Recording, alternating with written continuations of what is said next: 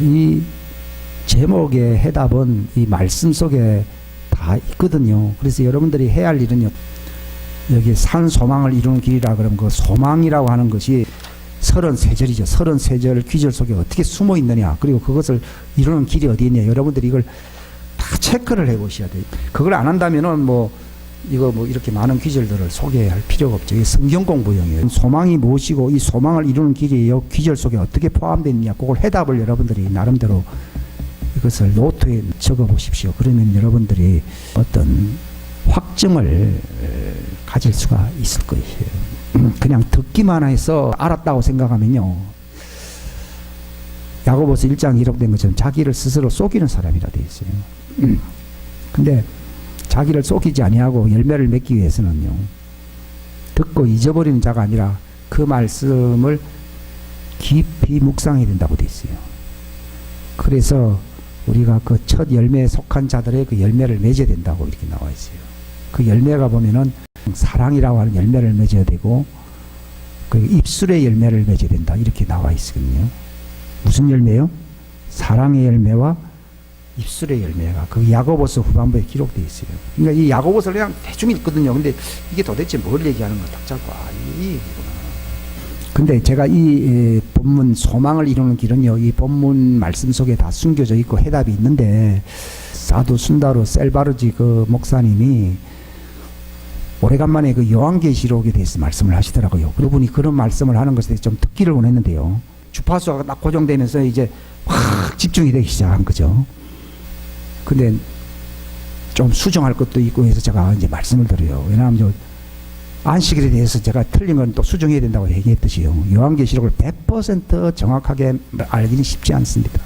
그분께서 열어주시는 것만큼 우리가 알 수 있는데, 그분이 꼭 그 말을 한 게 아니라 과거에 제가 성경 공부를 해온 것이 있는데 그것이 정리가 되더라고요. 말씀이 생각나면서요. 그래서 하나님이 다른 기도는 응답이 없어도 이 기도는 하나님 반드시 응답시켜 주시는구나 이렇게 생각을 했어요. 여러분이 요한계시록에 중요한 어떤 3단계가 있어요. 그게 뭔가 하면은 인이라고 하는 게 있고요. 그래서 인이나 봉인, 편지 봉투 붙인다는 걸 이제 이렇게 봉인했다 그러잖아요. 근데 뭘 봉인했느냐? 이게 상속의 권리를 봉인해 놓았다는 거예요. 이거 아셔야 됩니다. 그러니까 사도 요한이 하늘로 올라갔거든요. 요한계시록 4장에 보게 되면요. 그런데 이제 하나님 뭘 보여주셨는가 하면은 7인으로 7번, 그걸 뜯지 못하도록 7번이나 이렇게 봉함해 놓은 책을 본 거예요. 열지 못하도록. 누가 그래서 그 인을 떼가지고 그 책을 열기에 합당한 자가 있느냐? 아무도 없는 거예요. 근데 요한은 그걸 알고 있는, 우리는 모르기 때문에 그 열리나 안 열리나 그게 나하고 뭔 상관이냐 이 생각을 하잖아요. 근데 요한은 그 책이 무슨 책인지 아는 거예요. 그게 뭡니까? 상속의 책이거든요. 상속의 영광. 그 에베소서에 나와 있잖아요. 너희 지각의 눈을 밝히사 부르심의 소망이 뭐고, 소망이 또 뭐라 그랬어요? 상속의 영광. 바울은 목회만 하고 교회만 다니는 게 아니라 뭘 알고 있었어요? 상속의 영광을 알고 있었던 거예요. 그러니까 이제 하늘에 딱 올라가 보니까 7인으로 그 책이 봉함되어 있는 거예요. 근데 요한이 딱 그걸 딱 본 걸 아는 거예요. 저게 바로 상속의 영광, 내게 이루어져야 할 산소망. 여기 왜 산소망이라는가? 이 땅에서 이루어지는 거는요, 잠깐 맛을 보다가 죽음으로서 다 끝나잖아요. 그렇기 때문에 이거는 좋은 것이긴 좋은 것인데 마감이 있고 죽음과 함께 모든 것이 다 끝난 마감이 된다는 겁니다. 그래서 이거는 산소망이 아니에요. 성경에는 산소망을 얘기하고, 산소망이라고 하는 거는 지금 당장 눈앞에 나타나는 건 아니더라도 바로 하늘에 있는 우리의 상속의 영광의 그 보상이 있다는 것을 아셔야 됩니다. 그러니까 그걸 안 사람이 요한이잖아요. 딱 올라가 보니까 저게 내 상속책이구나. 근데 저 책이 열리지 않도록 7인으로 봉함이 되어 있는 거예요. 그래서 누가 저 상속의 영광의 책을 펼 수 있도록 그 인을 제거할 수 있겠느냐? 합당한 자가 없기로 요한은 뭘 했다고요? 울었다고 됩니다. 여러분이 만약 요한처럼 우는 사람이 되면 요한처럼 하늘에 올라갈 겁니다. 요한계시 봐도 뭐 울었다. 지나갑니다. 이게 울어야 되는 거예요. 왜? 그 책이 바로 우리에게 반드시 이루어져야 할 상속의 영광이거든요. 근데 그 상속의 영광이 언제 이루어진다고요? 부활 때 이루어집니다. 몸에 부활 때 이루어집니다. 어떤 사람은 과거에 죽었어요. 낙원에 간 사람도 있고 지옥 간 사람은 아예 희망이 없는데, 낙원에 간 사람이라 하더라도 상속의 영광에 그 풍성한 그 보상이 주어지는 사람이 있고 주어지지 아니한 사람이 있어요. 그걸 제가 이제 첫째 휴거라 이렇게 말씀드리는 거죠. 예? 휴거에 대해서요. 휴거가 뭐냐? 아이가 뭐 고달픈 세상 이제 하직하고 잘 있거라. 나는 간다. 이렇게 간다는 게 아니고요. 주님을 학수고대 기다리면서 그 상속의 영광의 책 인봉이 다 떼어지는 날 우리는 어디로 올라간다고요? 홀렬히 몸이 부활해서 공중에서 주님을 맞이할 것이다. 그래서 혼인잔치를 하는 것은요, 뭐 먹고 마시고 즐겁다. 거기서 먹고 마시봐야 얼마나 많이 못 먹고. 그게 아니고 상속의 영광에 동참하는 계시식이라 그 얘기예요. 시작한다. 테이프를 끊는다는 말이 있죠. 들어가는 거예요. 거기에 대해서 여러분이요 소망을 가지고 있지 아니하면요 나의 육신의 삶이 느슨해지고 이완되고 타락해버리기가 굉장히 쉽습니다. 마라톤을 하는데요, 반환점을 돌고 난 뒤에 사람들이 다 지쳐가지고 탈진해버리고 넘어진 사람들이 많거든요. 근데 누구는 왜 계속 끝까지 달립니까? 그들은 몸이 뭐 고무고 스폰지라서 그렇게 달리는 거 아니잖아요. 뭘 바라보고 있는 거예요? 그 승리의 월계관을 바라보는 거라요. 그러니까 우리가 말하는 그 월계관이 뭡니까? 그 면류관, 왕관을 주신다고 되어 있거든요. 왕관이라는 게 뭐예요? 왕관 쓰면 뭐 할 거예요? 그게 상속의 영광의 특권을 가진 사람들이라는 거예요. 통치자의 반열에 들어간다는 것이 왕관 쓴다는 개념이지. 아, 뭐 하나 썼다. 뭐 돈 날씨 뭐 써봐야 뭐라 하겠어요? 아, 거기서 뭐 연회장에 가서 많이 먹었다. 뭐 그래 봐야 뭐 그건 하나의 계시요. 하나의 표시요. 그게 하나의 정표예요. 내용이 뭡니까? 영원무궁이 통치권을 가지고 다스리는 이 상속의 영광이라는 게 있거든요. 그것도 사람마다 차이는데, 그것이 막연하잖아요. 그럼 신앙생활 막연해요. 근데 저는 그걸 다 알고 있는 싶은데요, 참 잘 모르니까 막연하더라고요. 막연하니까 막연하게 살더라고요. 누가 막연하게 살지라니 하고 정말 힘차게 인생을 굳게 살 수 있습니까? 예? 상속의 영광의 소망이 풍성함이 무엇인지 확실히 아는 사람. 그게 우리 기도문이잖아요. 그 상속의 영광의 풍성함, 영광이 얼마나 풍성. 그러니까 입에 발린 말이 될 수 있거든요, 세상은. 그러니까 왜 이렇게 맥없이 살아가느냐? 잠언서 29장에 있잖아요. 환상 계시, 비전이 없는, 그걸 본래 비전이거든요. 비전이 없는 사람은 어찌 된다고요? 멸망한다. 그 비전이 뭡니까? 상속의 영광의 풍성함의 소망. 이게요, 지식으로는 머릿속에 들어올 수 있어요. 근데 이게 가슴속에 감이 잡혀야 돼요. 올림픽에서 어떤 열심히 하잖아요. 그거 이제 금메달 따면은 내 인생이 달라지거든요. 예? 짧은 인생이지만 인생이 달라져 버리거든요. 똑같습니다. 그건 죽은 소망이에요. 그건 이제 죽으면 끝나는 겁니다. 근데 그건 산 소망이 아니에요. 그게 산다는 말이 영원히 산다는 의미예요. 영생. 영원히 살아있는 소망인 거예요. 영원히 살아있는 소망이 뭐라고요? 그분께서 면류관을 씌워주는 자들에게 뭐여 주시는 상속의 영광의 풍성함, 왕같은 통치권. 누구에게 준다고요? 이기는 자. 그들을 가리켜서 이기는 자에게. 이기는 자는 내 우편 보좌에 앉게 해주리라. 이긴 자는 철장을 가지고 다스리는 권세를 줄 것이다. 이기는 사람은 성전 기둥이 되게 할 것이다. 이기는 사람은 흰돌을 준다. 그 흰돌이라는 말은요, 옛날에 벼슬 받을 때에 로마에서 이제 이렇게 준다 그러다. 왕이 준다 그러다. 그거 딱 이렇게 딱 이러면은 넌 내무부 장관이다. 옛날에는 관직을 줄 때, 요즘은 뭐 어떻게 주는지 모르지만 옛날엔 돌에다 흰 돌을 준다고 그랬거든요. 그러니까 너는 영원히 어디에서 영원히 통치하며 살 것이다 하는 것을 이기는 자들에게 준다고 했네요. 그게 아이고 지나간 옛날 얘기지. 그러면은 내 인생 사는 게 막연해져 버린 거예요. 그 소망이 확실한 것만큼 나는 굵은 인생을 살 것입니다.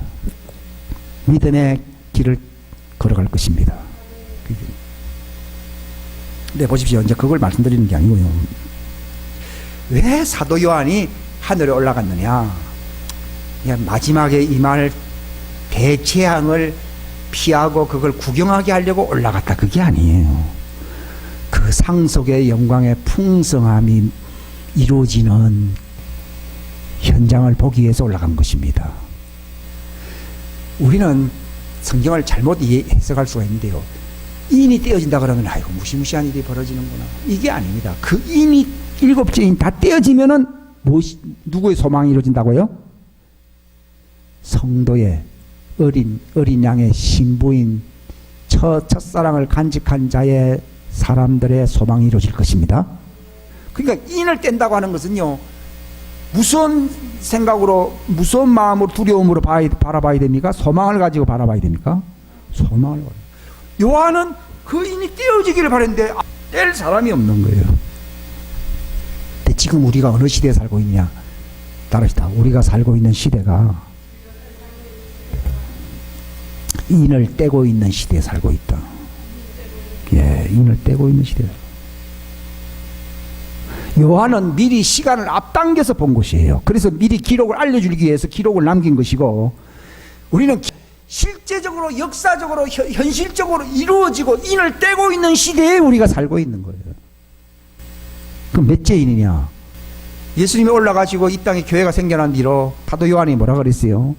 적그리스도가 우리 주위에 넘친다 그랬거든요. 그래서 우리가 마지막 때인 줄을 아노라 그랬어요. 그러니까 거짓 선생과 적그리스도가 우르구나. 이건 지금만 그런 게 아니라 옛날부터 마귀 작전이요. 이 믿음을 무너뜨리기 위해서는요, 속임수, 사단의 가장 큰 그 비장의 무기는 속임수거든요. 속이기 위해서 거짓 선지자와 이 적그리스도와 이단들을 이 땅에 가득히 풀어놓기 때문에 여러분들이 그 영광의 상 속의 영광의 풍성함이라고 하는 그 멸류관, 왕관, 첫째 부활의 휴거에 참여하기 위해서는 반드시 통과해야 할 문이 있다고 하면 속지 말아야 됩니다. 이단에 속지 말아야 됩니다. 적그리스도에 속지 말아야 됩니다. 세속주의에 속지 말아야 됩니다. 사당의 음흉한 관계에 속지 말아야 됩니다. 그게 첫째 문이에요. 그게 뭔가 첫째 인을 떼니까 뭐가 나왔어요? 우리가 이제 첫째 인 떼니까 이제 7분의 1이 이루어진 거예요. 일곱째 인을 다 떼면은 어떤 일이 일어납니까? 상속의 영광의 풍성한 소망이 그분을 기다리는 어린 양의 신부들이 일어날 것인데 그 현상을 뭐라 불러요? 휴거가 일어나는. 그러니까 여섯째 인, 일곱째 인으로 들어가면은 일곱째 인을 떼면은 뭐가 일어난다고요? 휴거가 일어나는 거예요. 이거는 날짜를 얘기하는 게 아니라니까요. 왜 사도 요한이 하늘에 올라갔느냐? 바로 상속의 영광의 그 소망의 언약책이거든요. 그것이 이루어지기를 바라는 마음에서 그 책을 바라보았는데 열리질 않냐고 닫혀 묶여 있는 거예요. 아직 때가 이르지 않았다는 거예요. 근데 저걸 누가 인을 제거할 수 있느냐? 아무도 없기에 내가 울었다고 돼 있어요. 그런데 천사 중 하나가 울지 말아라. 어린 양께서 십자가 달린 고난이 바로 그 뭘 떼기 위해서 하늘에 올라갔다고요? 그 상속의 책을 인을 떼기 위해서 올라간 거예요. 그럼 한꺼번에 다 떼지 왜 기다립니까? 거기서 이제 많은 사람들을 얻기 위해서 하나님이 기다리는 거죠. 근데 첫째 인이 뭡니까? 첫째 인이 딱 떼이니까 어떤 일이 일어납니까? 예. 사단이 어떻게 해서든지 많은 사람들 속이기 위해서 자기를 그리스도라고 믿게 하려고 흰옷을 입고 왕관을 쓰고 화살은 없는 활을 가지고 나타났다고 되어 있는 거예요. 지금 이단과 적그리스도와 이 모든 속임수는요, 사람들을 직접 육체로 해하지는 못하지만은 영적으로 다 파멸을 시키기 위해서 그 속임수인 거예요. 그 일이 언제부터 일어났어요? 바로 초대교회 때부터 지금까지 일어나고 있는 거예요. 그 첫째 인은요, 예수님 하늘에 올라가시고 난 뒤에 지상의 교회 시대가 열리면서부터 2000년이 지난 지금까지도 계속 이단과 적그리스도와 속임수와 이런 것은 2000년 동안 계속되고 있는 거예요. 인을 뗐다 그러니까 그거는 끝나고 둘째 인을 떼면 첫째 인이 없어지는 게 아니라 첫째 인은 주님 올 때까지 계속되고 있고 또 둘째 인을 여니까 속이는 적그리스도의 어떤 그 해만 있는 게 아니라 또 둘째 인을 떼니까 또 사단의 또 방해가 또 있어요, 아니세요? 사단은 인을 다 떼버리면 자기 사람들을 잃어버리고 이 세상이 달라지기 때문에 어떻게 해서든지 많은 사람들을 지옥으로 끌어가기 위해서 쓰는 첫 번째 비책이 뭐라고요? 속임수예요. 첫째 인을 떼니까 흰말이 나오는데 흰말이 적그리스도가 앉았다고 돼 있어요. 그래 자꾸 이기려고 하더라. 예수님 이미 이겼잖아요. 어떤 사람은 이건 예수님이 아닙니다. 예수님을 흉내낸 사단입니다. 적그리스도입니다. 왜? 예수님이 다 이겼지만은 이제 믿는 사람들을 어떻게든지 속여가지고서 그들을 정복해서 데려가려고 그러는 거거든요. 예, 그게 첫째 인입니다. 그거는 2000년 동안 지금 계속되고 있어요. 그 끝난 게 아니다. 둘째 인을 떼니까 이게 없어진 게 아니다. 그게 계속 제일 역사가 긴 사단의 전략이 뭐라고요? 속임수. 이단이라고 하는 속임수요. 그 속으면은요 절대로 상속의 영광에 들어갈 수 없어요. 이단에게 속으면요 믿음을 저버린다고 돼 있어요. 두 번째가 뭡니까? 전쟁입니다. 전쟁. 붉은 말이 나왔다. 피를 상징하는 선열이 낭자하다는 말의 뜻이요. 전쟁이 일어나는 거예요. 지금까지 그 말은요 세상 전쟁이 아니고요 예수 믿는 사람들을 죽이고 하는 그런 전쟁들이 굉장히 많았잖아요. 예. 이 보십시오. 첫째 교황이 처음에는요 활을 안 갖고 나왔어요. 근데 두 번째 인을 떼니까 그 적그리스도와 관련된 사단이 전쟁을 통해서 붉은 말을 타고 나오면서 누구를 죽여요? 예수 믿는 사람들을 죽이는 거예요. 처음에는 화살 없이 활만 가지고 나왔지만은 두 번째는요 붉은 말을 타고 와서 많은 사람들을 죽이는 거예요. 전쟁으로요. 침례 교인이 7천만 명이 죽었다 그랬잖아요. 거기 다 포함되는 거예요. 그리고 많은 사람들이 죽었어요. 그때만 죽은 게 아니라 뭐 중국의 문화혁명이 일으켜가지고 뭐 또 수천만 명 죽고 뭐 그냥 단위가 몇백만 명이 아니에요. 많이 죽었어요. 이게 붉은 말이 언제부터 나왔냐? 이제 초대교회 좀 지나서부터 네로 황제 때부터 시작해가지고 예수 믿는 사람들을 그 원형 피해 경기장에 넣어가지고 많이 죽였잖아요. 그러니까 여러분이 그 죽음을 통과할 수 있는 능력이 있어야 되는 거예요. 그 책이 일곱째 인이 떼이는 날 우리는 하늘에 올라가는 거예요. 이제 지금 일곱째 인 다 떼 있습니까? 안 떼 있습니까? 안 떼 있죠. 안 떼 있으니까 지금 휴거가 없는 거예요. 어떤 사람들은 날짜가 아닙니다. 일곱째 인 떼면 다 올라가는 거예요. 사도 요한이 누가 그 인을 다 떼며 누가 그 책을 열기에 합당하냐? 왜 그렇게 울면서까지 학수고 됐습니까? 그게 바로 예수 믿는 소망이 이루어지는 겁니다. 산 소망이 이루어지는 겁니다. 근데 둘째 인을 떼니까 방해하려고 이제 사람을 안 죽이는 게 아니라 속이기만 하고 안 죽이는 게 아니라 막 무더기로 죽이는 거예요. 기독교 역사에 얼마나 많이 죽었습니까? 또 그것만이 아닙니다. 또 세 번째 인을 떼니까 뭐가 나왔습니까? 기근이요, 기근. 예, 전쟁이 많이 일어나고 나면은 어떤 일이 일어납니까? 기근이 일어나죠. 왜냐하면 첫째, 둘째는 지금 계속 진행되고 있어요. 전쟁이 뭐 옛날에만 있었던 게 아니라 그 인을 뗀 뒤부터 계속 예수 믿는 사람들을 잡아 죽이는 그 일은 지금까지도 계속되고 있어요. 저번에 그 아이시스에서 그 목 잘린 사람들도 있잖아요. 막 그 숫자가 얼마나 많이 죽었길래 다섯째 인을 뗄 때에 제단 밑에 누가 있다 그랬어요? 죽은 자들의 혼이 있어서 그들이 주님께 하소연하기를 우리의 피를 언제까지 복수해 주지 아니하겠나이까. 그러니까 이미 역사가 길다 이 말이에요. 그때만 다섯째 인을 떼니까 그때 당장 죽은 사람이 몇 사람이다 그 얘기가 아니고 이미 핍박을 받으면서부터 붉은 말이 나오면서부터 계속 죽음은 진행되어 온 거예요. 전쟁을 통해서든 또 기아를 통해서요. 세 번째는 검은 말이잖아요. 검은 말이 뭡니까? 기아가 일어나는 거죠. 보리 석대를 사먹기 위해서는 하루치 품삯을 다 줘봐야 보리 3대밖에 못 산다. 밀 한 대 살려 그러면은 어떻게 해야 된다고요? 노동자가 하루 일삭을 다 쏟아부어야 밀 한 대를 살 수 있다. 이게 나와 있어요. 아직까지는 그게 아니거든요. 물론 과거에 그런 부분적으로 있지만 그런 일이 지금도 계속 되고 그런 것이 점점 더 강화돼야 돼요. 속임수도 계속 강화되어 와야 되고 전쟁도 점점 강화되어 있고 그다음에 기근이 점점 강화되어 가지고 여러분 아무리 뭐 경제가 어렵다 하더라도 예, 밀 한 대 사는데 노동자 하루 일사시 보통 뭐 한 10만 원 된다고 합시다. 10만 원 가지고 보리 3대밖에 못 사고 10만 원 가지고 밀 한 대밖에 못 사는 때가 온다 얘기예요. 그렇기 때문에 아직 이 지경까지 안 갔기 때문에 우리가 아직도 셋째인 속에 지금 살고 있다고 이 사도 순다르 목사님이 얘기하더라고요. 야, 그거 맞는 얘기다 얘기예요. 옛날에는 뭐 나팔 부는 시대 뭐 이래 그게 아니라 나팔 따르죠. 나팔은 심판이다. 예, 심판입니다. 근데 이는 반드시 통과해야 할 환란입니다. 따라서 나팔은 심판이고 이는 반드시 통과해야 할 거부할 수 없는 환란이다. 그러니까 성경에는요 우리가 반드시 환란을 통과해야 된다고 얘기하는 게 뭔가 하면요 그 우리가 인을 떼야만이 소망이 이루어져 안 이루어져요.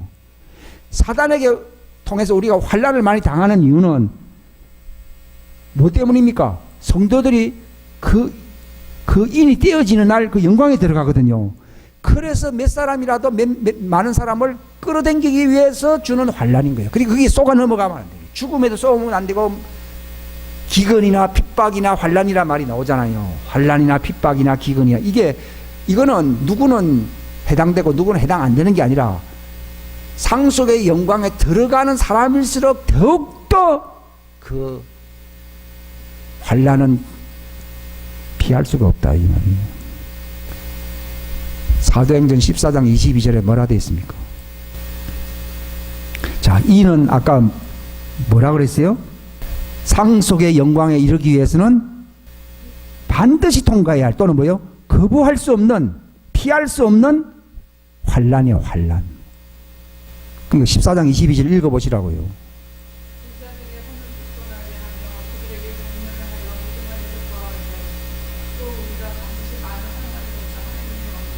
예, 뭐 해야 하나님 왕국이 들어간다고요?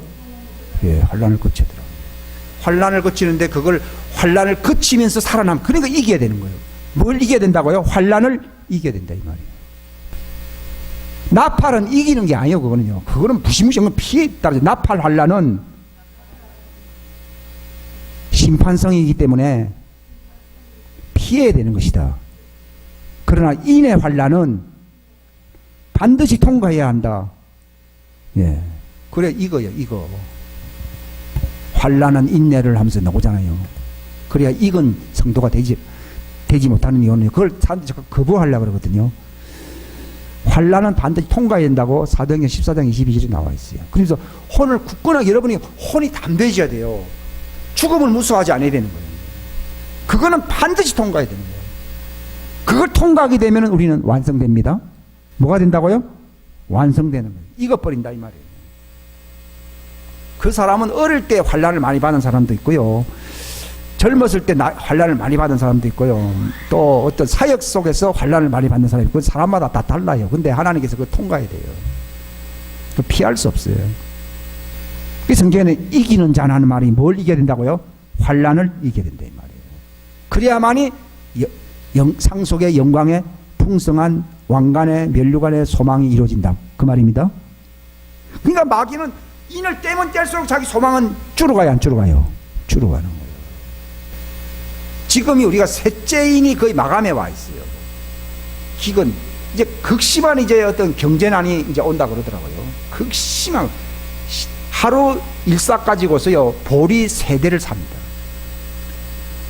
하루 일사 가지고서 밀 1대를 삽니다. 그때가 올 겁니다. 근데 하나님은요 거기서 감람류와 올리브유입니다. 감람류와 포도주에 손을 대지 말라고 돼 있어요. 근데 그 사도 순다르 목사님이요 딱 해석을 해주시더라고요. 감람류는 성령에 이끌리는 사람을 얘기하고 있고 포도주는요 예수님이 머리 된 사람이라고 그러더라고요. 얘는 같은 사람이에요. 같은 사람인데 강조하기 위해서 두 가지를 쓴 거예요. 그러니까 예수님과 성령님이 충만한 사람들. 그 사람은 해를 끼치지 못하게 막는다 이렇게 돼 있어요. 익은 사람은 어떤 특징이 있는가 하면요. 포도주예요. 저도 이렇게까지 해석하기 힘든데 그분이 팍 열어주니까요. 너무 시원한 거 있죠. 예. 내가 얘기하면은 그 어디서 또 들은 생각이냐 이런 생각 들을까 참 저도 시험이 많거든요. 내가 그런 말을 하면요. 제가 힘들어서 못 살아요. 근데 주님 직접 본 사람이 딱 얘기해 버리니까요. 너무 많이 표현한 거예요. 포도주가 뭐라고요? 예수님이 머리 된 사람. 내가 산 게 아니고 예수님이 사는 사람. 예수님이 살기 때문에 먹거리 때문에 그 사람들이 그것 때문에 고생하는 걸 막아버린다는 거예요. 여러분 마지막 찾아오는 이 경제의 난은요. 수입으로나 내 힘으로 할 수가 없습니다. 하나님이 해결해 주셔야 됩니다. 근데 어떻게 해결해 받습니까? 사단이 그게 손 대지 말라고 그래요. 누구에게 손 대지 말라고요? 감람류와 포도주. 감람류는 뭐예요? 성령으로 충만한 사람들. 성령의 사람이에요. 성령의 이끌림을 받는 사람들은 하나님의 아들들이라고 나와 있거든요. 그 사람들도 누구예요? 예수님이 머리 된 사람들이에요. 예수님의 피의 양식으로 충만한 사람이에요. 포도즙과 감람류에는 손대지 말아라. 누구에게요? 검은 말. 검은 말에 탄 사람이 천칭, 옛날에 우리 저울에 다는 거 있잖아요. 저울에 따면서 여기 한 데나리온에 딱 해당되는 양식이 뭐냐? 밀 한 대와 보리 3대로다. 그래서 하늘에서 소리가 나기를 감람류와 포도주에는 손대지 말아라. 그러니까 여러분이 감람류와 포도주가 되지 아니하면 마지막 경제의 환란에서 살아남을 수가 없습니다. 이건 제 말이 아니에요. 그대로 옮겨주는 겁니다. 지금 그 시대에 우리가 살고 있습니다. 그러니까 많은 사람이 또 죽는 사람들 많이 나올 거예요. 환란 때문에. 그러나 경제적인 문제로 감람류와 포도주는 손대지 말아라고 돼 있어요. 그러니까 여러분들이 어떤 사람이 되어야 되는가를 여러 번 말씀해 주고 있는 겁니다. 근데 지금 거의 4번째 이제 들어간다 그러더라고요. 그분이 말하는데 넷째가 뭐냐면요. 정황색 말이라 돼 있고 또는 이거를 페일 홀스라는데 야윈. 아주 사람이 수축해가지고 메마르고 아주 힘든 모습 있잖아요. 살기 어려운 상태. 얼굴이 핏기가 전혀 없다 이런 얘기 하잖아요. 그게 이제 창백한 말이 나타나는데 4번째 마지막 말이 나타나면은 지나간 건 없어지는 게 아니라 그게 계속이 더 강화된다 이 말이에요. 이 넷째 말이 열리면은 4가지로 사람을 죽입니다. 첫 번째는 뭐라고요? 네? 칼과, 두 번째는 기근과, 세 번째는 뭐요? 그냥 사망과, 4번째는 뭐라고요? 악한 짐승으로 땅의 몇 분의 1을 파멸이 이렇게 한다고요? 4분의 1이라고. 지금 60억이 산다고 하면 80억에 가까운 80억이라고 그러면 4분의 1이면 20억인 거예요. 20억 가까운 사람들이 무슨 해를 받는다고요? 전쟁과 기근과 또 뭐예요? 사망과 악한 짐승으로 피해를 받습니다. 그 땅의 4분의 1의 권세를 얻는다고 돼 있어요. 아직까지는 그건 아니잖아요. 부분적으로는 뭐 전쟁이 일어나고 뭐 해도 잘 사는 사람 나라 많지요. 그리고 요즘은 무역을 잘해가지고서 쌀이 없는 나라는 다른 거 팔아서 쌀 많잖아요. 근데 지금 무역이 잘 되는 시절은 아직도 4번째 단계는 아니에요. 아니라고. 근데 넷째가 곧 옵니다.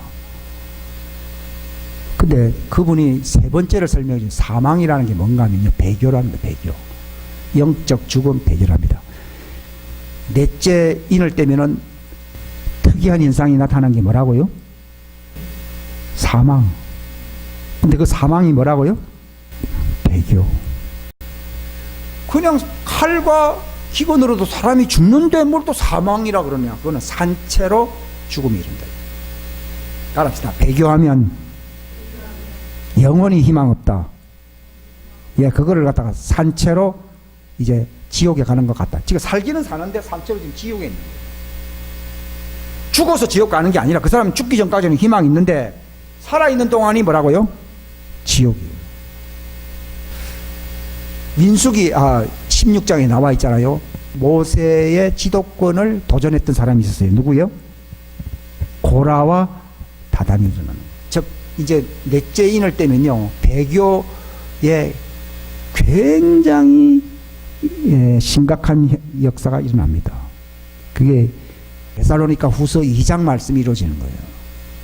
셋째인까지는요, 그냥 뭐 전쟁이 나고 뭐 못 먹어서 힘들고 뭐 또 넷째인도 뭐 악한 짐승 하나 더 들어갔잖아요. 악한 짐승이 나타나 죽인다. 죽이더라도 지옥에 안 갈 수는 있어요. 근데 넷째인 중에는요, 사단이 얼마나 강력하게 역사하는지 사도권을 대항합니다. 즉 무슨 말인가 하면 하나님의 주권을 도전한다 이 말입니다. 이걸 뭐라 부릅니까? 배교라고 부릅니다. 배교. 배교하면은 살았으나 영원히 죽은 거예요. 아니 조금 죽은 게 아니라 영원히 죽은 거예요. 그걸 사망이라고 합니다. 그러니까 세 번째 사망의 재앙이란 게 뭐냐? 막 이상하더라고요. 뭐 칼과 짐승과 뭐 있는데 뭐 또 따로 뭐 사망이야. 그 말은요, 지옥이 지옥. 그래서 넷째 말이 따른데 뭐가 따른다 돼 있어요? 사망과 지옥이 따라가더라 이렇게 돼 있거든요. 사망으로 또 죽인다 그러면서 그 말이 지나가는 뒤에 또 뭐가 따라간다고요? 사망과 지옥인 거예요. 즉 무슨 말인가 하면 그 마귀의 네 번째의 그 환란 속에 빠지게 되면요, 죽어서 지옥 가는 게 아니라요, 그 산채로 어찌 돼요? 지옥이에요. 심판, 그걸로 끝났다 이 말입니다. 너 배교했지? 뭐 죽을 때까지 기다릴 거 없어. 내 영원한 운명이 결정된 거예요. 사망과 지옥이 따라가더라고요. 이게 세 번째 인까지는 나타나지 않았는데 네 번째 인에는 그 청황색 말, 그 야윈 말 따른 뒤에 사망과 지옥이 따라가더라고 돼 있어요. 요게 이제 첫째, 둘째, 셋째 인하고 다른 점입니다. 반드시 통과해야 되는데 환란 중에서 제일 지독한 환란이 뭔가 하면 이 사망과 지옥입니다. 지금까지의 그 이단들은요, 부분적으로는 그런 해를 입는 사람도 있지만 이단에서 벗어나서 새 삶을 찾은 사람들이 있거든요. 근데 넷째인 시대의 이단은요, 그 가르침을 받으면은 회복이 안 되고 지옥이고 그것 자체가 사망이다 이 말이에요. 고라와 다단의 운명이 된다 이 말이에요. 그게 넷째인이라고 그러더라고요. 그 말 듣는데 맞는 얘기예요. 뭐 따로 뭐 사망과 지옥이 왜 또 따라다니냐. 그러면서 그런 사람들이 누구냐면 사도권을 도전하는, 즉 모세를 도전했던 고라와 다단의 일당이 된다. 그러니까 모세가 자기를 도전했을 때요, 주님 저들을 구원해 주시고 용서해 주십시오 이렇게 기도했습니까? 하나님, 제가 주님께로 보냄받은 사람이 맞다고 하면은 이제 새로운 일을 행하사 저들이 산채로 지옥에 떨어지게 해달라고 그랬습니까? 자, 금송아지 숭배했을 때는요, 내 이름이 생명책에서 지워지더라도 저들을 구원해달라고 막 중보기도를 했어요. 그러나 사도권에 도전하는, 이 배교거든요, 도전하는 자에 대해서는요, 중보기도를 한 게 아니라 하나님이여 새 일을 행하사 땅이 입을 벌려 산채로 다 지옥에 들어가게 하소서 그랬어요. 그 일이 넷째 말을 타는 시대가 오면은 사단의 역사에 그 일이 일어난다. 지금 그 징조가 뭔가 하면 땅꺼짐 현상이라는 게 좀 있어 안 있어요? 있죠. 그겁니다. 요걸 맛배기거든요. 통째로 아마 떨어질 수 있을 겁니다. 소돔 고모라처럼요, 건방진 소리하고 배교하잖아요. 땅이 입을 벌려서 그냥 통째로 마을이 없어질 겁니다. 그러면 교회 다니는 사람들이 저들을 용서해 주시고 구원해 주십시오 아닙니다. 새로운 일을 행하사, 그게 새로운 일입니다. 산채로 사망과 지옥의 음부에 들어가게 하는 게 새로운 일인데 이 일이 일어나게 해달라고 중보기도 합니다. 중보기도도 아니죠. 심판의 기도를 합니다. 넷째 짐승의 때는요, 심판의 기도가 나옵니다. 새로운 일을 행하사 땅이 입을 벌려 저들이 지옥과 사망의 통째로 내려가게 하옵소서. 민수기 16장 말씀이 이루어집니다. 요게 배교입니다. 배교. 요게 일어나면요, 넷째인 시대에 지금 우리가 살고 있는 거예요. 지금 그런데 지금 배교의 무로 익었어 안 익었어요? 예? 무로 익고 가잖아요. 그래서 지금 셋째인 거의 끄트머리에 가고 있고요, 이제 넷째인을 맞이할 준비를 하고 있는 거예요. 그때는요, 심판성입니다. 갈수록 심판성인데 땅 입을 버리고 이제 준비된 사람들, 하나님을 섬기는 사람과 입만 살았고 반역하는 사람들을 하나님이 갈라버립니다. 그 시대가 올 겁니다. 그게 넷째인입니다. 그때 그 넷째인 시대는요, 배교한 사람은 그런 식으로 죽지만은 그럼 제대로 믿음 지킨 사람은 행복하게 사는 게 아닙니다. 아비가 자식을 내어주고 자식이 아버지를 내어주고 하는 일이 나타나야 안 나타나요? 예? 팔아넘기는 거예요. 이 아버지는 반동분자입니다. 해서 아버지를 아들이 죽이게끔 하는 거예요. 환란에 넘겨버리는 거예요. 배교한 사람은 입을 벌리는 일이 나타나고요. 믿음을 지킨 사람들은 숱하게 죽는 일이 나타납니다. 넷째인의 땅의 4분의 1의 권세를 가졌다 그랬기 때문에 지금까지 많은 순교자들이 있지만도 넷째인 시대가 열리면요, 어마어마하게 많은 사람이 죽습니다. 의로운 사람의 피를 흘린다 이 말입니다. 그래서 다섯째 인을 열리니까 어떤 일이 일어납니까? 하나님 복수해야 되잖아요. 제단 밑에 있는 많은 혼들이 하나님께 울부짖기를 아벨의 피처럼요, 우리의 피를 언제까지 신원해 주지 않겠나이까? 복수해 주지 않으렵니까? 그러면서 하나님이 아직 너희 동무들의 수가 차기까지 아직도 덜 죽었다 이 말입니다. 더 많이 죽을 때까지 좀 기다리라. 이제 그 수가 차면은 내가 땅을 심판하겠다 이 말입니다. 예, 그러니까 이 다섯째 인까지 가야 되는 거예요. 다섯째 인이 얼마나 많은 사람들이 죽어야 되는지를 하나님은 너희와 같은 순교자들의 숫자가 더 많이 있어야 된다 이 말입니다. 아직 그 시대는 아니잖아요. 지금 여러분이 어느 지금 시점에 우리가 살고 있는가를 아셔야 됩니다. 지금 셋째 끄트머리에 와 있고요. 넷째로 지금 WCC 하면서 교회가 지금 통째로 지금 넘어가는 위험성이 있죠. 그 시대에 와 있어요.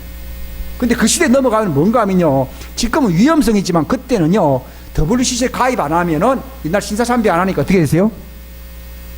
감옥에 쳐넣고 죽였잖아요. 그런 것처럼 셋째인까지는 야, WCC에 그런 놈은 배교한다 이렇게 우리가 경고할 수 있지만 넷째인 들어가면요, 우리 같은 사람이 유지된다고요? 감옥에 들어가 죽어요. 넷째인은 그들이 권세를 가지는 시대고, 셋째인은 그래도 포도주와 감람류에는 손대지 말라 그랬거든요. 지금 우리가 그 시대에 살고 있는 거예요. 아직도 보호를 받고 있잖아요. 근데 넷째로 들어가면요, 완전히 뒤집어졌기 때문에 순교자들의 피가 나타나면서 아예 배교한 사람은 땅 꺼짐의 현상이 나타날 수도 있고요. 현상은 제가 하나 부분적으로는 얘기할 수밖에 없어요. 구체적인 것은 앞으로 여러분이 경험해 봐야 될 겁니다. 근데 많은 사람들이 박해를 받아 죽습니다. 그래서 다섯째 인이 나타나는 거예요. 넷째 인에서 사람들이 많이 안 죽으면요, 다섯째 인에 그 많은 사람들이 하나님께 부르짖는 그런 기도가 나타날 수가 없거든요. 그래서 다섯째 인의 현상을 보아서 넷째 그 청황색 말, 그 말 시대에 얼마나 많은 사람들이 죽는다는 걸 알 수 있습니다. 이걸 견딜 준비가 되어 있습니까? 넷째 인이 오면요, 끝까지 견디며 참고 견디는 사람이 있는가 하면은 많은 사람들이 어떻게 되겠어요? 배교할 수밖에 없죠. 배교하는 사람들은 뭐가 따라다닌다고요? 지옥과 사망, 영원한 죽음이 따라다니는 거예요. 그러니까 여러분, 순교자가 되는 게 낫습니까? 살아서도 사망과 지옥이 따라가는 사람이 낫습니까? 말이야 쉽죠. 예, 그겁니다. 바로 그겁니다. 그렇기 때문에 그 초대교회처럼 초대교회 때도 그게 나타났는데, 우리가 하나님 왕국에 들어가려면 많은 환란을 받아야 된다는 말이, 첫째, 둘째, 셋째, 넷째의 환란이 다 반드시 통과해야 할 환란이다 이 말이에요. 근데 왜 휴거한다 그러면서 환란전, 그때 그거는 환란이란 말은 그런 환란을 얘기하는 게 아니라 나팔 환란을 얘기해요. 나팔 환란은요, 죽이는 거예요. 그 심판성이에요. 여기 대접 환란은 뭐예요? 이건 진노. 퍼붓는 거예요. 본격적으로 그냥 인류의 반을 죽여버려요, 하나님이요. 그래도 인간들 정신 못 차리니까요. 무시무시한 거예요. 여러분, 이거를요, 그냥 영화 구경하지 생각하면 안 돼요. 이거를 마음속에 붙들고 있어야 돼요. 제가 이 말씀 드리는 거는 준비하고 있으라는 말, 넷째 인의 시대가 올 때에 배교함으로 사망과 지옥이 따라가는 자가 되지 않고 우리가 악한 자에게 넘겨줘서 차라리 죽을 수 있는 능력을, 순교할 수 있는 능력을 달라고 준비해야 되는 거예요. 그게 넷째 환이에요. 그게 마지막입니다. 그거 통과하고 나면은 땅에서 이제 숫자가 가득 채워지거든. 순교해서 우리의 피를 언제까지 신원해 주겠나이까. 좀 더 기다려라. 더 많이 죽어야 된다. 그래서 다섯째 인에도 사람들이 많이 죽습니다. 다섯째 인은요, 순교자 시대입니다. 따라합시다. 넷째는 본격적인 핍박이요. 다섯째는 수많은 사람이 죽는다. 예. 지금까지는 뭐 수천만 명이 죽었잖아요. 공산혁명이 일어나 수천만 명이 죽고, 홀로코스트에서 뭐 600만 명이 죽고 뭐 그랬습니다. 근데 단위가요, 1000만 명 단위가 아니고 수억이 죽는 일이 일어난다 얘기입니다. 그게 언제라고요? 다섯째 힘이에요. 아니, 다른 얘기는 안 합니다. 죽음의 역사만 일어난다 이 말, 다섯째는. 북한의 공산주의가 딱 자리 잡으니까 많은 사람을 죽였잖아요. 스탈린이 딱 정권을 잡으니까 다 죽이잖아요. 그러지 않으면 자기들 그 안정권에 들어갈 수가 없거든요. 마찬가지 적그리스도가 안정권에 들어가기 위해서는 곱하기 싫은 예수 믿는 사람들 다 죽여야 돼, 안 죽여야 돼요? 많이 죽입니다. 뭐든지 정권을 유지하려면요, 다 죽여야 돼요. 폴포트 정권 아십니까? 캄보디아 정권요. 나이 많은 지식인 사람 다 죽였잖아요. 다섯째는요, 적그리스도가 주도권을 잡을 수 있는 환경을 만듭니다. 어마어마하게 죽습니다. 여섯째인 되니까 하나님이 복수합니다. 산이 움직이고 바다가 움직이고. 부자들은 다 어디 들어가 있어요? 요즘은 아파트가 위로 올라가잖아요. 이제 앞으로 몇 년 지나가면요, 지금 부자들이 지금 나타나가 짓는 아파트들이 다 어떤 아파트라고요? 땅으로 10층 20층 내려가는 아파트를 짓고 있어요. 그래서 그 여섯째 인을 떼니까 부자들이 다 어디서 나온다 했어요? 왜냐하면 땅이 막 흔들리니까. 자기들은 땅속에 들어가면 안전할 줄 알았거든요. 땅이 흔들리면 놀래자빠져 나오는데, 딱 나오는데 하늘이 누가 나타날 것 같아요? 주인이 나타날 것 같아. 여기 이제 휴거의 징조가 나타난다. 휴거의 징조. 여섯째 인은요, 휴거의 징조가 하늘에 나타나기 때문에 땅 속에 있는 부자들이 나와가지고서요, 자기들이 뭐라 고백합니까? 저 하늘에서 내려오는 어린 양의 진노에서 누가 우리를 지키랴, 이런 말을 했거든요. 누가 증거했어요? 불신자들이 어린 양 예수님의 진노가 하늘에 나타난다고, 와, 왜 그렇습니까? 하늘에 해가 흔들리고 달이 피같이 되고 별들이 어찌 된다고요? 떨어진다. 그들의 입에서 뭐가 나옵니까? 어린 양의 진노에서 우리가 어떻게 나를 지킬 수 있겠느냐. 그게 바로 휴거의 징조입니다. 여섯째. 그래서 저는 여섯째인 띄고 나면은 이제 일곱째 인으로 들어가게 되는데, 일곱째 인 떼니까 어떤 일이 납니까? 하나님 휴거시킬 사람들을 인을 쳐야 안 쳐요? 예? 14만 4천 인을 쳐야 안 쳐요? 일곱째 인을 치니까 14만 4천 인을 탁 치고, 또 많은 사람들을 흰 옷을 입히잖아요. 왜? 흰옷 입은 사람들 누구라고요? 환란에서 나오는 사람들이란 말이 셋째, 넷째, 다섯째 이 환란을 얘기하는 거예요. 여섯째는 막 하나님 복수하는 건데, 막 부자들이 막 악인들이 막 이제 심판받는 거예요. 저들이 많이 죽였잖아요. 그러니까 부자들이 땅에서 숨었다가 나와가지고서는 하늘에 별이 막 떨어지고 이러니까 누가 어린 양의 진노에서 우리를 구원하랴. 이게 이제 휴거의 때가 가까웠다는 걸 보여주는 것인데, 일곱째 인을 떼니까 잠시 조용해진다고 되어 있습니다. 왜 조용해야 됩니까? 평화의 때가 오거든요. 하나님이 휴거시킬 사람들을 명단을 체크하면서 이마에다가 인을 치는 거예요. 니는 안 됐고, 너는 환란 제대로 통과 못했어. 나 안 익었어. 너 아직도 정신 못 차려서 안 익었어. 체크를 하는 거예요. 거기서 14만 4천은 왕들이에요, 왕들. 창세기 30장에 야곱의 후예들에 뭐가 나타난다고 했어요? 왕들과 뭐요? 민족들이 나타난다고 했어요. 민족은 예수 믿는 이제 이스라엘이 회복된다는 것이고, 민족들이라는 게 뭐예요? 그게 이제 이스라엘 많은 이방인들이 이제 흰 옷을 입는다 이 말입니다. 그러니까 이거 요한계시록 7장에 보게 되면 일곱째 인을 떼니까 14만 4천을, 이건 왕들이야, 왕들. 이거는 최고의 영광스러운 상 속의 보좌에 들어갈 사람들을 얘기하는, 왕족들을 얘기하는 거예요, 왕. 그 다음에 그 아울러 많은 숱한 사람들 흰옷을 입는다고 돼 있어요. 그 사람들은 그들과 함께 첫째 그 휴거에 참여할 사람들입니다. 그 흰옷을 입었는데 사도 요한이 그걸 보고서 저 사람들이 어디서 저렇게 많이 흰옷을 입고 나옵니까? 그러니까 천사 중 하나가 뭐라 말했어요? 저들은 환란 속에서 나오는 사람들인데 그 환란 속에서 저들이 어린 양의 피로서 자기의 행위를 깨끗하게 했다. 왜 하나님이 환란을 허락하는 줄 아시겠습니까? 어린 양의 피로서 새 사람을 있게 하려고 그러는 거예요. 그렇기 때문에 환란을 통과하지 아니하고서는 하나님 왕국에 못 들어간다는 말은요, 고생 많이 해야 간다 그 말이 아니고 흰 옷을 입어야 들어간다 이 말이에요. 흰 옷은 아무나 입는 게 아니에요. 우리 힘으로 입을 수가 없어요. 그렇기 때문에 라오디게아 교회에 보내서 너희 가련하고 비참하고 정말 형편없다는 거, 그게 흰 옷이 없는 사람들이에요. 그렇기 때문에 그랬어요. 불로 연단된 금을 사서 부유한 자가 되어 흰 옷을 사서 입으라 그랬잖아요. 안약을 사서 포기하라고. 그게 바로 흰 옷을 입은 휴고될 성도들을 들이대어라고 하는 주님의 말씀이거든요. 내 힘으로 안 됩니다. 우리는 좋은 것만 다 좋아하거든요. 근데 힘든 일이 참 많이 있어요.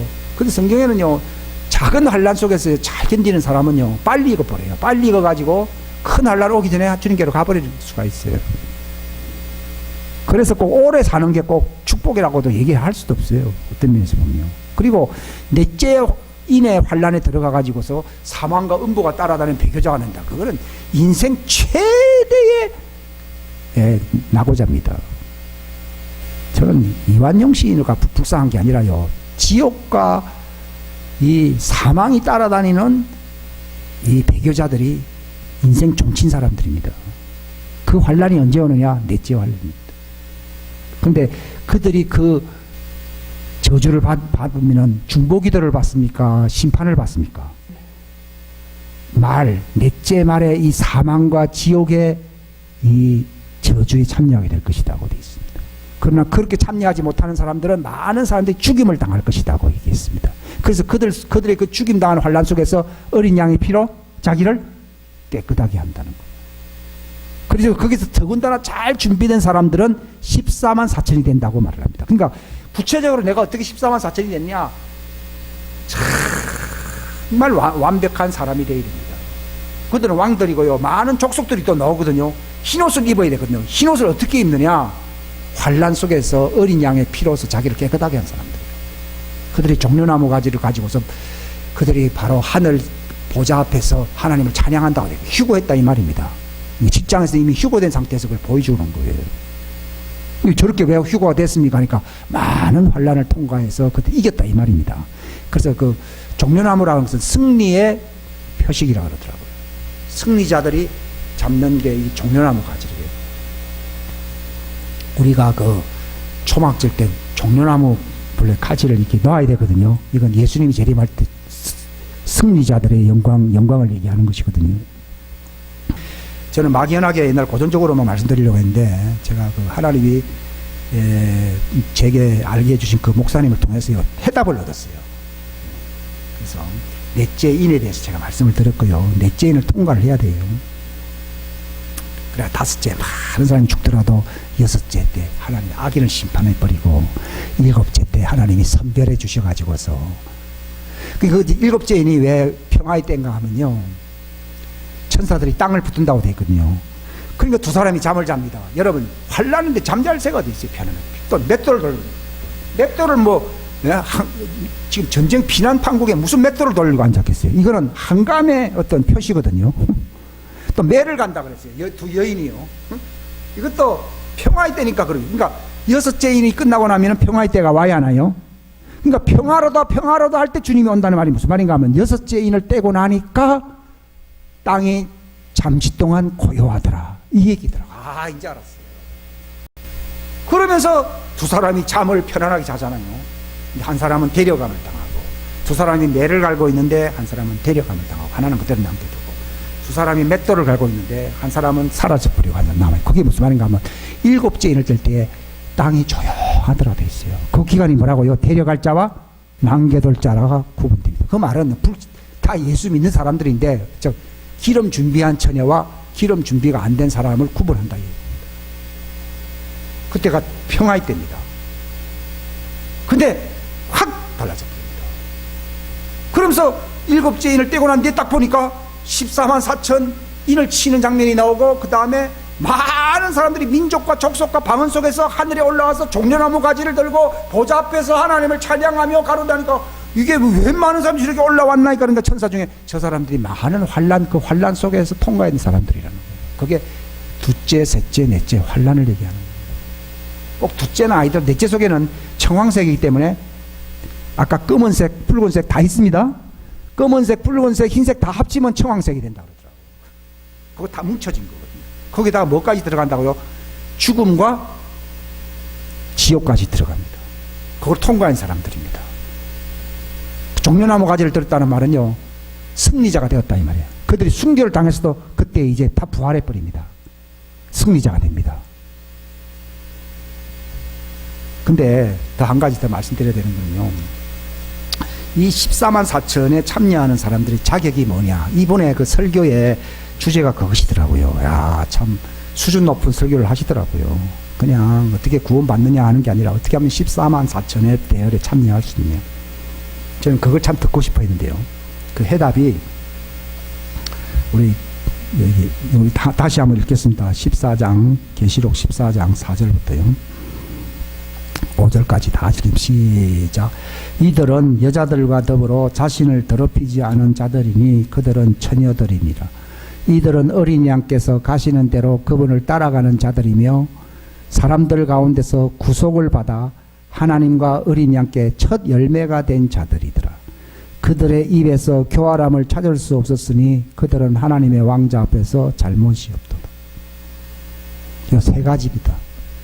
세 가지 조건이 구비되어야만이 흰옷을 입은 저기 휴고된 성도들 수준이 아니라 왕같은 제사장들, 이게 이제 상속의 영광에 풍성함 참여하는 사람들이 누구라고요? 14만 4천입니다. 물론 흰옷 입은 사람들도 부분적으로는 참여하지만요, 영광의 풍성함은 아니다 그러더라고요. 왕족과 일반 사람은 차이가 있잖아요. 그죠? 예? 왕족인 14만 4천이 될 수 있는 비결이 어디 있느냐, 이걸 아시고 가야 됩니다. 제가 이 많은 걸 나이라는데 여러분들, 저는 이거 적어도 10수년을 고민하면서 지금 생각했던 거거든요. 이게 이제 해답을 얻으니까 너무 좋은 거죠. 근데 두렵더라고요. 근데 이 넷째, 이 청황색 이 환란을 통과할 수 있는 능력이 있어야 되거든요. 많은 사람들이 배교한다는 말은요, 그전에 있었던 환란과는 차이가 있어요, 안 있어요? 있죠. 배교하고 싶어서 배교할 사람이 어디 있습니까? 일본이 처음에서 뭐 우리나라 뭐 어쩌고 할 때는요, 교회가 그렇게 배교 안 했어요. 근데 나중에는 일본이 강교하게 핍박을 하면서 강교하게 했거든요. 그래서 이제 신사참배에 다 빠지게 되고 배교하는 그 배교의 모형인데 그렇게 가게 된 것이거든요. 그런 것처럼 마지막 환란은요, 배교입니다. 배교. 이걸 견디낼 수 있어야 된다는 거예요. 근데 이걸 어떻게 견디내는 거죠?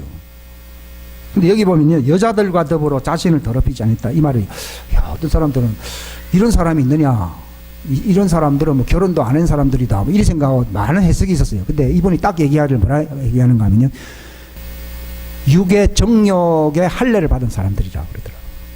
육신의 정욕의 할례를 받은 사람들이다. 즉 육신의 정욕이 몸에 이루어지지 않게 한 사람들이다. 육신적으로 사는 것과는 관계가 끊어졌다 이 말입니다. 즉 옛사람이 완전히 죽었다 이 말입니다. 육신의 정욕의 사람이 정말 십자가에 못 박힌 사람을 얘기하는 겁니다. 이게 이 여자들이라 되거든요. 이 여자들은 정욕을 대표하는 것이래요. 요한계시록 17장에 나와 있듯이요.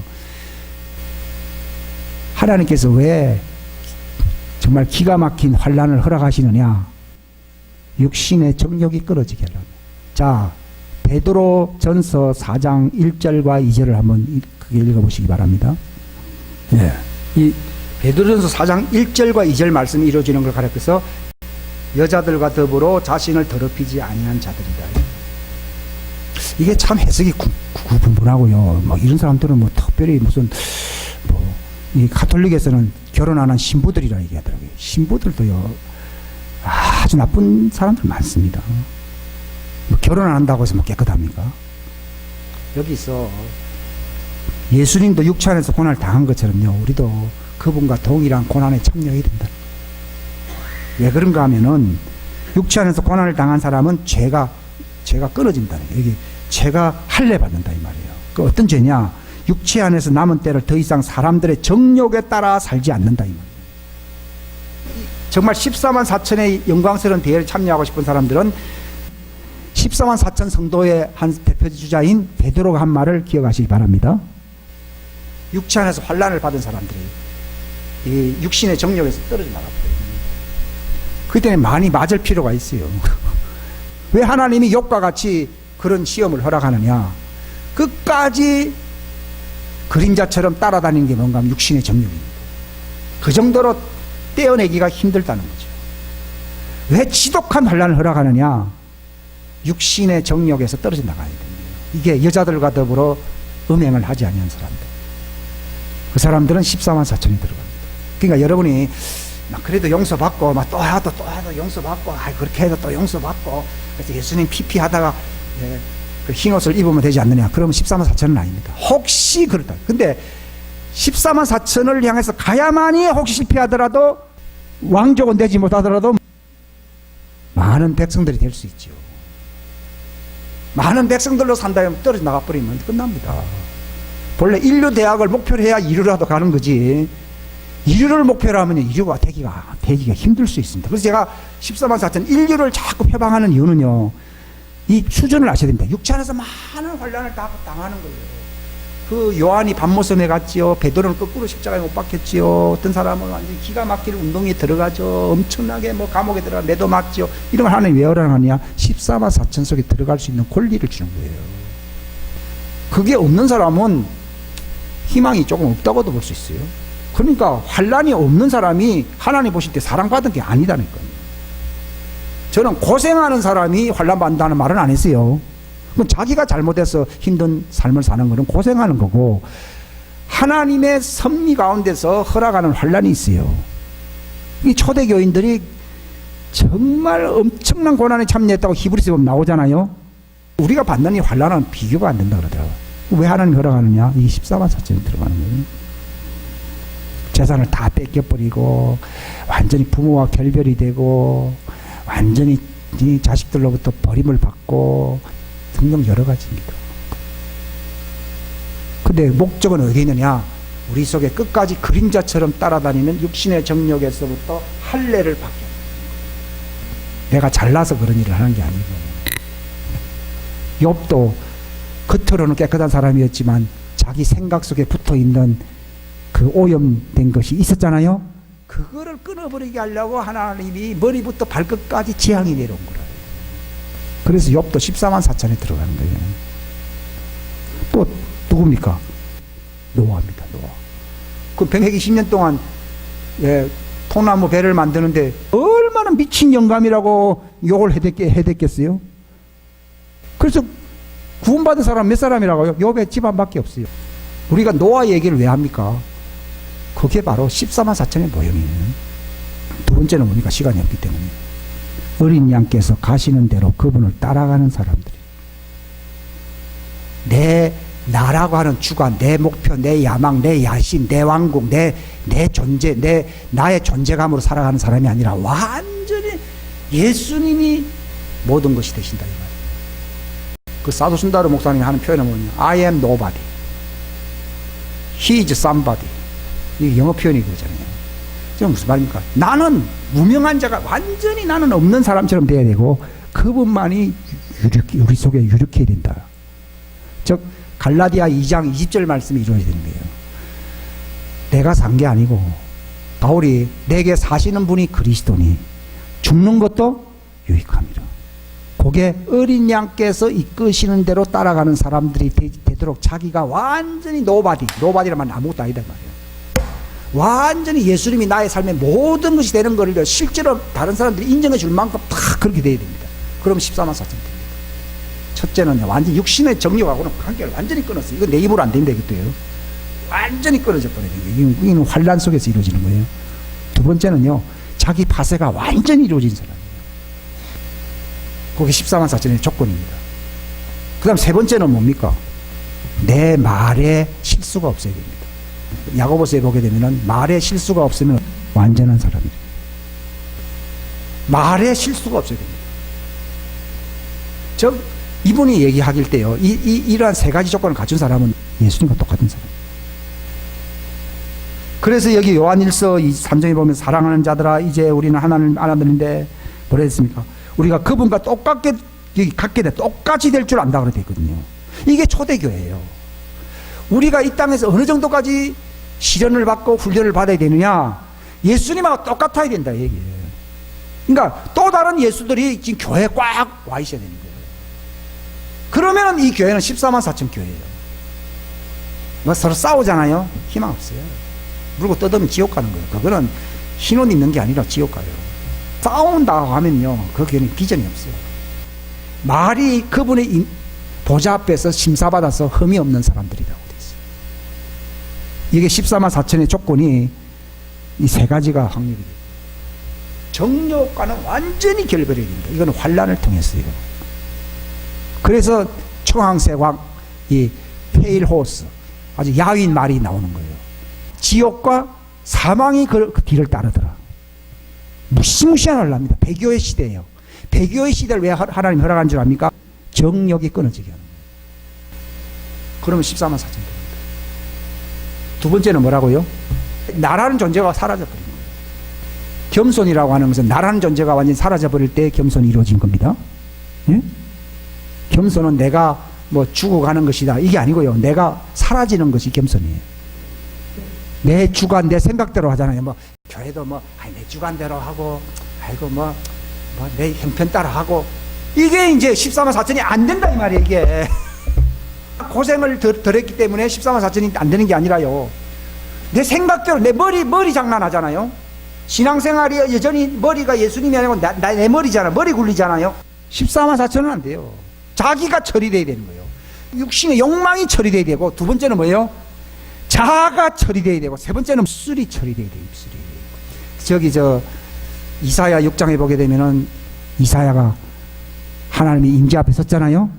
딱 섰을 때 자기는 괜찮은 사람인 줄 알았는데 나는 입술이 부정한 사람이다. 참 깨끗한 줄 알았거든요. 다른 건 괜찮았거든요. 내가 입술이 부정한 사람. 이게 마지막 검증입니다. 입술이 부정한 사람이다. 화로다. 내가 이 부정한 입술을 가지고 만군의 하나님을 뵙다니. 저 무슨 말인가 하면 이런 부정한 입술을 가지고서는 하나님의 임재 앞에 설 수 없다 이 얘기입니다. 그러니까 이것 때문에 애통해 하니까 숯불로서 그의 입술을 갖다가 그냥 정화시켜 버렸잖아요. 그러니까 무슨 말인가 하면 이 환란 속에서요, 하나님의 숯불을 가지고, 환란의 숯불을 가지고서 우리의 입술이 정화되어야 된다 이 말이에요. 즉 이 환란을 통해서 세 가지가 정리되어야 됩니다. 정욕이 처리되어야 되고, 내 자아가 완전히 깨져버려야 되고, 세 번째는 뭐라고요? 입술이 정화되어야 되는 거예요. 이 세 가지 되면은 14만 4천 됩니다. 힘든 숙제를 갖게 됐네요. 그전에는요, 나는 이거 14만 4천은 이거 나하고는 별로 관계가 없다고 생각했어요. 이 사람은 이거는 다 특별한 사람들이다. 나는 흰옷이나 입으면 천만다행이다. 이런 생각했어요. 근데 나는 그 말 들으니까요, 나도 도전해 볼만하다. 조심스럽게 그런 생각이 들더라고요. 그전에는요, 저 사람들은 뭐 특별하게 어떻게 하나님이 예비한 사람이구나. 이렇게만 생각했어요. 그게 아니고, 환란을 통해서 육신의 정욕을 처리해 버려야 된다는 거예요. 순서가요, 1번, 2번, 3번까지 절대로 3번, 2번, 1번 이렇게 안 갑니다. 육신의 정욕이 처리되어야만이 내 자아가 깨지 안 깨져요. 내 자아가 처리된 사람은요, 육신의 정욕 깨진 거예요. 근데 사람들은요, 내 자아가 죽었노라. 육신적으로 문제가 많잖아요. 아직 안 된 거예요. 육신적인 정욕이 처리돼야 돼요. 그러면 자아가 정리됩니다. 세 번째. 그러면 자아가 정리되면은 입술이 정화가 됩니다. 마지막 과제가 입술이에요. 그 이사야가 그랬잖아요. 자기는 참 깨진 사람이고 참 훌륭한 사람이라고 자부를 했는데요. 입술이 부정하다 그랬거든요. 여러분이 야고보서에 보게 되면은 입술이 완전한 사람이 온전한 사람이라고 되어 있거든요. 그 세 번째입니다. 그들은 하나님의 보좌 앞에 서 있는 사람들이다. 그러니까 예수님도 아버지에게서 듣고 본 바만을 얘기를 했거든요. 근데 우리가 왜 입술이 실패합니까? 내 생각으로 하니까 실패하는 거예요. 그럼 어떻게 하면 실패하지 않습니까? 주님의 보좌 앞에서 그분이 말하는 것만 듣고 그분이 행하는 것만을 내가 알아서 내가 말을 하면 됩니다. 그러면 실수하지 않습니다. 근데 그거는 안 보고 환경 보고 저 사람 보고 내 과거의 인생 보고 내 형제들 바라보면서 일 하잖아요. 그거 다 실패하는 거예요, 이게. 그게 얼마나 힘든 겁니까? 그럼 어떻게 하면은 그렇게 안 살 수가 있습니까? 세상은 간 곳 없고 오직 보좌 앞에서 그분 예수님이 나는 아버지와 함께 본 것을 말하고 함께 들은 것을 얘기한다고 그랬잖아요. 그게 세 번째 단계입니다. 여기에 또 반드시 도전해 보십시오. 그럼 14만 4천 하늘의 별과 같이 빛나는 굉장한 사람이 될 수 있을 겁니다. 근데 초대교회는 이런 사람들이 아니었습니다.